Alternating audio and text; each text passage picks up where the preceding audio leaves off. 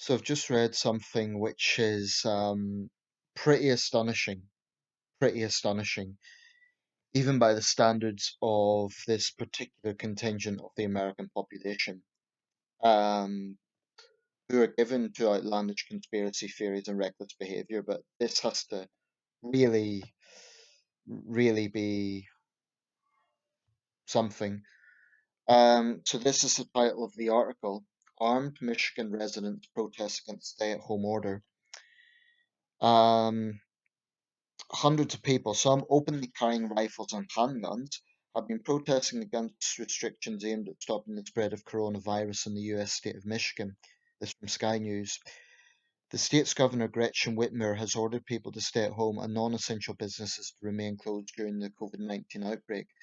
More than 630,000 people in the United States have been infected with the virus, which causes only mild symptoms for many, but can lead to severe complications or even death for others. Thousands of people in the US have died, including more than 1,900 people in Michigan. This is out of the US total, by the way, of I believe it's 28,000 at the last count. Some 884 of these were in the city of Wayne.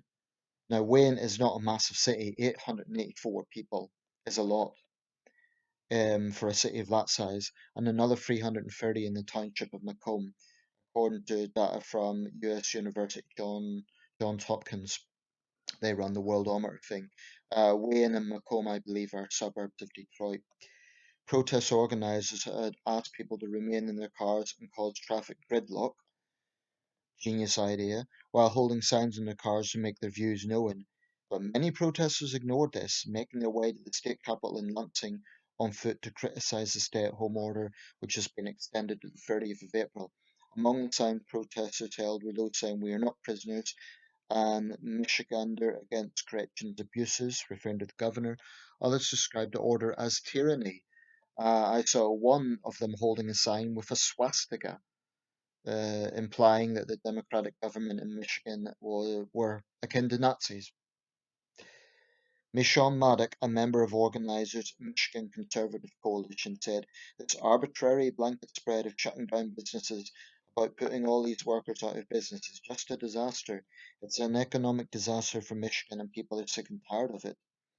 Governor Whitmer, a Democrat, criticized the protesters for putting public health at risk as they were standing close together without wearing masks. She told reporters she had seen someone handing sweets to children with their bare hands, adding, "We know that this rally endangered people. This kind of activity will put more people at risk. Sadly, it could be prolong the amount of time we have to put in this posture."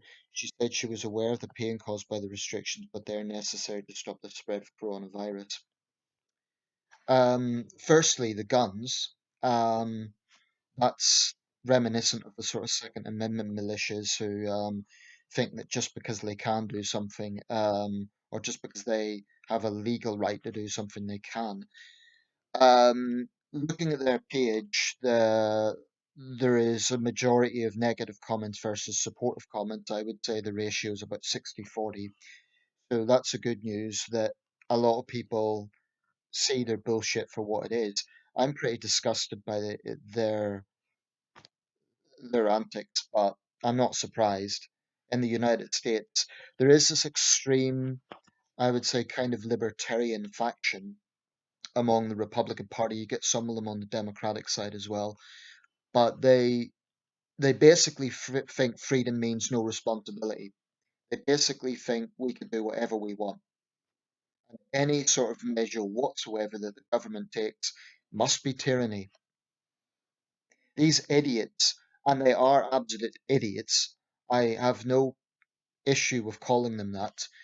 They they don't see that this is a measure that's being used all over the world as a proven method to reduce deaths. Now, where there have been a lot of deaths, that is from people who have been admitted to hospitals. For example, in the UK, the deaths that we're having are people who have been in hospitals and are dying. Um, and the intention is to try and get the numbers down in order to reduce hospital admissions and ease pressure on the NHS in this case. I mean, every country's had reckless people. We've had reckless idiots as well who've ignored the guidelines and gathered in groups, and I have no doubt some of them are now part of the statistics. making up the statistics. What these idiots need to realize is they're not just um, kind of demonstrating for their own supposed freedom. They're actually putting others' lives at risk. There was a video showing nurses and medical staff from the nearby hospital looking down with sheer bewilderment at what these clowns were doing. I mean, they're blocking ambulances getting to the hospital, which ironically is a bit like Extinction Rebellion tactics, blocking roads.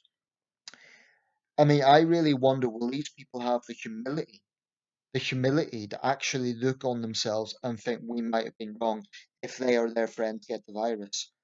And the way things are going, particularly in the state of Michigan, it's plausible. Let's say there was a few hundred of them there gathered on the state capital. Now let's say out of those few hundred, 10, 20 of them get the virus, which is very plausible. Are they going to have the humility to admit that they might be wrong? Because what the governor is proposing here is not that people must stay in their house 24/7. Um, she is proposing the sort of common sense measures that are being used around the world. I just find it utterly staggering that these people are so stupid and so selfish that they can't see that they're portraying it as an act of tyranny. It's just so unbelievably stupid. Um, and there's no guesses as to who they'll be voting for in November.